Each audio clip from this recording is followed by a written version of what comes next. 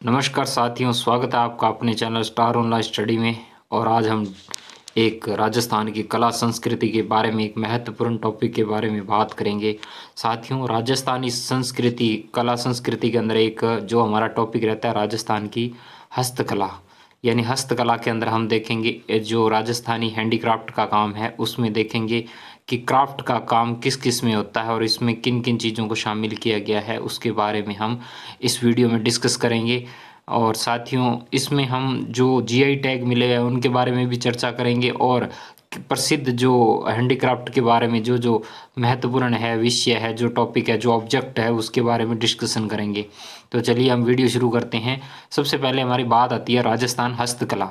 तो हस्तकला को हम क्या कहते हैं? राजस्थान की हस्तकला को यानी हाथों के द्वारा कलात्मक और आकर्षक कुछ वस्तुएं बनाई जाती, कुछ है ना अट्रैक्टिव ऑब्जेक्ट बनाए जाते हैं, उन्हें क्या कहते हैं? हस्तकला कहते हैं।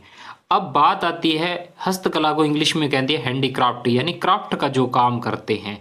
तो क्राफ्ट को हिंदी में कहते हैं शिल्प। शिल्प के बारे में बात करें, एक तरीके से कहते हैं शिल्प से यानी कारीगरी करना, महीन कारीगरी करना, उसको शामिल किया जाता है। तो साथियों, इसमें क्या है, राजस्थान में एक प्रश्न ऐसे भी बनता है कि राजस्थान में शिल्प कला ग्राम कितने हैं? तो राजस्थान में शिल्प ग्राम जो है वो दो है। एक है हवाला ग्राम उदयपुर और दूसरा है बोरानाडा जोधपुर। यानी पहला हवाला ग्राम और दूसरा बोरानाडा जोधपुर। ये राजस्थान के जो है शिल्प ग्राम है, यानी यहाँ पर हैंडीक्राफ्ट का काम सर्वाधिक होता है और राजस्थान सरकार ने इन्हें डिक्लेयर किया है, शिल्प ग्राम डिक्लेयर किया गया है। इसके बाद में नाम आता है हमारा जो महत्वपूर्ण आता है नाम, वो आता है जीआई टैग। यानी जीआई टैग किन किन को मिला हुआ है? तो जीआई टैग के बारे में अगर हम बात करें, जीआई टैग के अंदर पहला आता है कोटा डोरिया।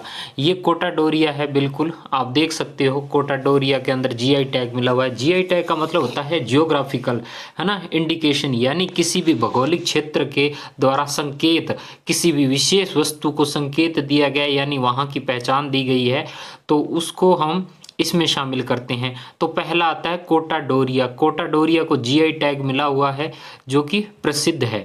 अब इसके बाद अगर हम देखें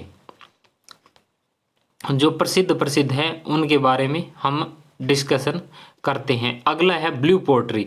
अगर हम बात करें ब्लू पोट्री के बारे में, तो ये ब्लू पोट्री है जिसे जीआई टैग दिया गया है। ब्लू पोट्री से बर्तन बनते हैं चीनी मिट्टी पर, अगर हम देखें तो उसको शामिल किया जाता है।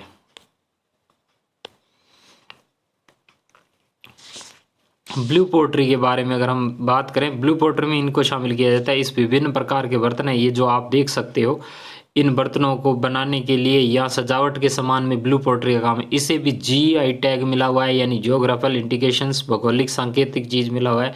इसके बाद इसका नाम आता है कठपुतली। यानी कठपुतली को भी जीआई टैग मिला हुआ है। राजस्थान में कठपुतली काफ़ी प्रसिद्ध है, आड़ू की लकड़ी से बनाई जाती है जो काफ़ी प्रसिद्ध है। तो आप देख सकते हो राजस्थानी हस्तकला के अंदर जो जीआई टैग मिला हुआ है उनके बारे में डिस्कशन करते हैं, जिसमें हमारा कोटा डोरिया हो गया, ब्लू पोट्री होगी और उसके बाद आ गया कठपुतली। ये कोटा डोरिया है जी। आगे हम बात करें कि अगला मिला मकराना मार्बल। ये है मकराना मार्बल, इसे भी जीआई टैग मिला हुआ है। मकराना मार्बल नागौर का जो क्षेत्र है मार्बल के लिए प्रसिद्ध है, तो इसको भी जीआई टैग मिला हुआ है। जीआई टैग प्रसिद्ध है तो अपने कह सकते हैं कि इन्हें भी जीआई टैग मिला हुआ है। अब अगर हम बात करें कि और इसकी विशेषता क्या है, क्योंकि जो मकराना क्षेत्र का जो है मार्बल वो काफ़ी प्रसिद्ध है और विदेशों तक भी जाता है। इसके बाद आता है थेवा कला, द थेवा आर्ट्स कह सकते हैं इसमें। ये देखो बारीक महीन कारीगरी की गई है जो स्वर्ण आभूषणों पर की जाती है, बहुत ही प्रशंसनीय। यहाँ पर आप देख सकते हो कि एक मोर पक्षी बनाए गए हैं और वो किसी वृक्ष पर या बेल बूटे पर बनाए दिखाए गए हैं, तो ये काफ़ी महत्वपूर्ण है। यानी थेवा कला को भी दिया गया। थेवा कला के लिए प्रतापगढ़ प्रसिद्ध है, आपने पढ़ा होगा। ये देखिए जी, बिल्कुल बहुत सुंदर जो आभूषण है उसमें जो कारीगरी की जाती है, सोने की तारों से बारीक कारीगरी की जाती है, जो प्रतापगढ़ की प्रसिद्ध है थेवा कला, उसको भी जीआई टैग मिला हुआ है। इसके बाद आता है बीकानेरी भुजिया। आपने भुजिया बहुत खाया होगा, ये बीकानेरी भुजिया है जी। तो बीकानेरी जो भुजिया है इसको भी क्या है, जीआई टैग मिला हुआ है, यानी एक ग्लोबल इंडिकेशन, जियोग्राफिकल संकेत, यानी किसी क्षेत्र की विशेषता है। तो बीकानेर के भुजिया और रसगुल्ले प्रसिद्ध है, लेकिन रसगुल्लों को जीआई टैग नहीं मिला हुआ है, जबकि भुजियों को जीआई टैग मिला हुआ है। तो काफ़ी फेमस है, कभी मौका मिले तो चखना। इसके बाद आता है सांगानेरी प्रिंट। तो ये सांगानेरी प्रिंट है, आप देख सकते हो, ये है चीज़ सांगानेरी। बेड शीट वगैरह हो गया, आपके ओढ़ने बिछाने के जो भी उसको इसमें शामिल किया जाता है। तो ये आप देख सकते हो कि ये जीआई टैग में शामिल किया जाता है। तो ये जीआई टैग की काफ़ी विशेषताएं हैं जो इसमें शामिल की जाती है। तो ये सांगानेरी प्रिंट है जो इसको भी शामिल किया जाता है। ये देखिए, आप देख सकते हो कितने सुंदर सुंदर प्रिंट है जिसे जीआई टैग मिला हुआ है, जिसे सांगानेरी प्रिंट, यानी जयपुर का प्रसिद्ध है सांगानेरी प्रिंट, आप देख सकते हो। अब अगर हम बात करें कि जो राजस्थान के अंदर जो हस्तकला है उसके रूप कितने होते हैं, तो देखे होते हैं, एक लौकिक शिल्प होता है, एक आध्यात्मिक शिल्प होता है, एक वाणिज्यिक शिल्प होता है। लौकिक यानी फोक क्राफ्ट एंड आध्यात्मिक, जिसे अपने अध्यात्म से जोड़ा जाता है, और कमर्शियल शिल्प यानी कमर्शियल, जिसे व्यापार के लिए प्रयोग किया जाता है, यानी बेचने वगैरह के लिए जो कार्य किया जाता है, क्राफ्ट का काम किया जाता है, उन तीन रूपों में शामिल किया जाता है।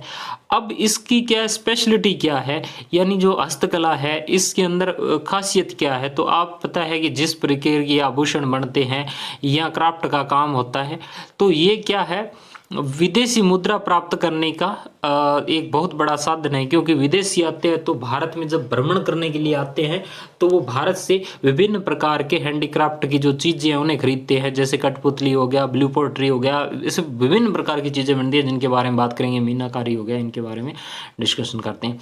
अब क्वेश्चन आता है कि जो इसे स्मॉल स्केल्स इंडस्ट्रियल्स जो स्टेटस है वो कब मिला था, अर्थात लघु उद्योग का दर्जा कब मिला था।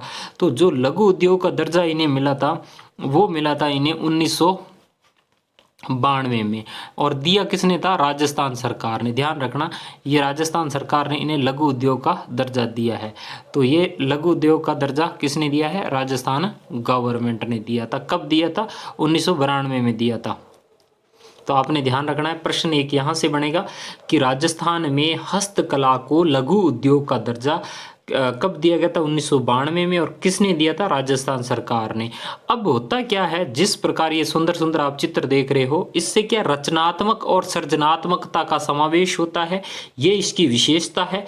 धार्मिक और सांस्कृतिक महत्व भी है, और इसके साथ में क्षेत्रीय विविधता का दर्शन भी हमें मिलता है। यानी किसी क्षेत्र की पहचान अगर किसी विशेष वस्तु से होती है तो हमें उसके बारे में ज्ञात होता है। जैसे उदाहरण के लिए ब्लू पोट्री का नाम आते ही हमारे दिमाग में बात आती है, जयपुर की ब्लू पोट्री प्रसिद्ध है। इसके बाद में सांगानेरी प्रिंट का नाम आता है, मीनाकारी का नाम आता है, तान तहनिशा का काम आता है, कोफ्तगिरी का काम आता है। अलग अलग तरीके से विभिन्न प्रकार के जगह प्रसिद्ध है, सिरोही की तलवारें प्रसिद्ध है। इस प्रकार अलग अलग कार्य होता है, जिनके मकराना मार्बल्स है। तो ये होता है क्षेत्रीय विविधता का दर्शन भी होता है।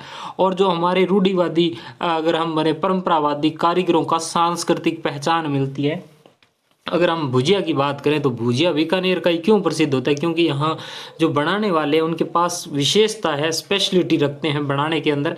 यानी अगर हम कह सकते हैं कि परंपरावादी जो कारीगरी है उसकी पहचान अगर मिलती है तो वो किसी क्षेत्र से मिलती है, कला से मिलती है, और इसी कला का नाम हस्तकला है। तो आज हम डिस्कशन करेंगे विभिन्न जो हमारी कलाएं हैं उनके बारे में बात करेंगे, और जिसमें सबसे पहले जो हमारी कला है उसके बारे में डिस्कशन करेंगे, वो है हमारी मीनाकारी। मीनाकारी के बारे में हम पहला चर्चा करेंगे भी मीनाकारी क्या चीज़ है और इसके विशेष तथ्य क्या है और क्या महत्वपूर्ण इसमें बात को शामिल किया जाता है। देखो, मीनाकारी के बारे में आपने सुना होगा कि मीनाकारी होता है बारीक महीन कार्य किया जाता है, जिसके अंदर ये विशेषता होती है कि जो भी गहने होते हैं उनके अंदर जो स्वर्ण आभूषणों पर बिल्कुल बारीकी से कार्य करने की जो कला होती है उसे क्या कहते हैं, मीनाकारी कहते हैं। इस प्रकार शामिल करते हैं। मीनाकारी एक कलात्मक प्रक्रिया कह सकते हैं, और इसे करने के लिए क्या होता है, एक कांच या ग्लास देखते हैं, बहुत बारीक पाउडर होता है, जिसे उस पाउडर को क्या करते हैं, बिल्कुल गर्म कर लिया जाता है और लगभग 750 से 850 डिग्री सेंटीग्रेड पर गर्म किया जाता है। जब वो पाउडर बन जाता है, यानी जो कांच है वो पाउडर बन जाता है, तो उसको मूल्यवान और अर्ध मूल्यवान जो रत्न होते हैं उसमें क्या है, जो मूल्यवान और अर्ध मूल्यवान रत्न होते हैं और सोना चांदी जो होते हैं उनके साथ इस आभूषणों में प्रयोग किया जाता है ताकि उसमें चमक आ सके। आप देख सकते हो ये इसमें प्रयोग किया गया है। तो ये मीनाकारी का कार्य है जो किया गया है।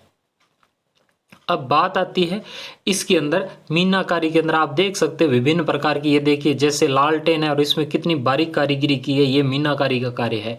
अब इसमें क्या होता है, मीनाकारी में क्या होता है, कांच के जो पाउडर होते हैं उसके साथ केमिकल मिला दिया जाता है और जब केमिकल ठंडा हो जाता है तो वो ठोस हो जाता है और ठोस मिश्रण और जो पाउडर दोनों का, जो केमिकल का और पाउडर का जो ठोस मिश्रण होता है उसे ही क्या कहते हैं, मीना कहते हैं। ध्यान रखना, जैसे इसमें बनाए गए ये आप देख सकते हो, तो इसे कहते हैं। यानी किसी धातु की जो सतह होती है, जो उसके जो सजावट का काम, बिल्कुल सतह पर जो सजावट का काम किया जाता है उसे क्या कहते हैं, मीनाकारी कहते हैं। तो अब बात आता है मीना क्या चीज़ है, यानी मीनाकारी क्या चीज़ है और मीना क्या है। मीना एक फारसी शब्द है, फारसी भाषा का शब्द है जिसका अर्थ होता है स्वर्ग यानी हेवन।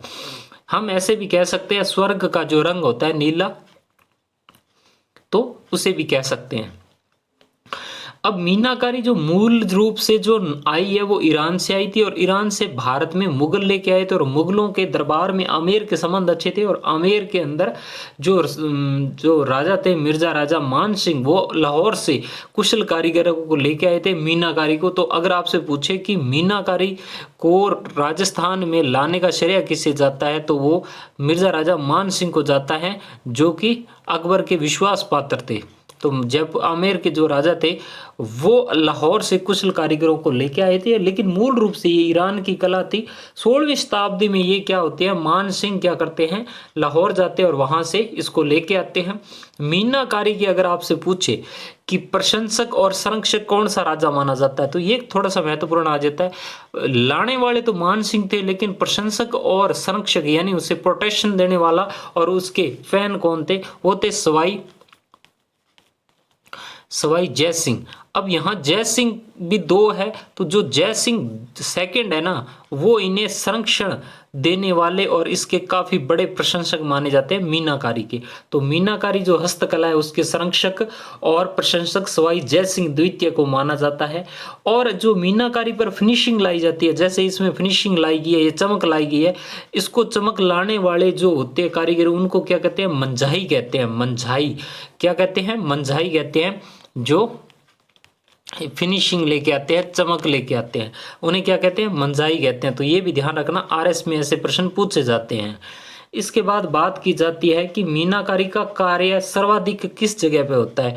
तो ये भी एक महत्वपूर्ण प्रश्न बनता है कि मीनाकारी का जो सर्वाधिक कार्य होता है वो कहाँ होता है, जयपुर में होता है। ध्यान रखना, जयपुर अपनी राजधानी है, वहां पर होता है मीनाकारी का सर्वाधिक कारीगर। और एक बात और पूछती है कि मीनाकारी के प्रसिद्ध कारीगर कौन है, तो ये भी एक तरीके से प्रश्न काफी महत्वपूर्ण रह जाता है। मीनाकारी के प्रसिद्ध कारीगर, तो जो मीनाकारी की जाती है वो अलग अलग चीजों पर अलग अलग तरीके से की जाती है। जिस प्रकार अगर हम बात करें, जो कांच पर सोने की मीनाकारी की जाती है वो कहाँ की प्रसिद्ध है, वो प्रतापगढ़ की प्रसिद्ध है और जिसे थेवा कला कहा जाता है। क्या कहा जाता है, थेवा कला कहा जाता है। और ये प्रसिद्ध कहाँ की है, यानी कांच पर सोने की मीनाकारी प्रतापगढ़ की प्रसिद्ध है, जबकि पीतल पर मीनाकारी जयपुर और अलवर की प्रसिद्ध है, जयपुर और अलवर की प्रसिद्ध है। अगर हम बात करें कि इनमें सर्वाधिक कार्य जो पीतल पर मीनाकारी का कहाँ होता है, वो अलवर के अंदर होता है, अलवर के अंदर ये कार्य होता है। और इसके बाद चांदी पर मीनाकारी के लिए 3 जगह प्रसिद्ध है साथियों,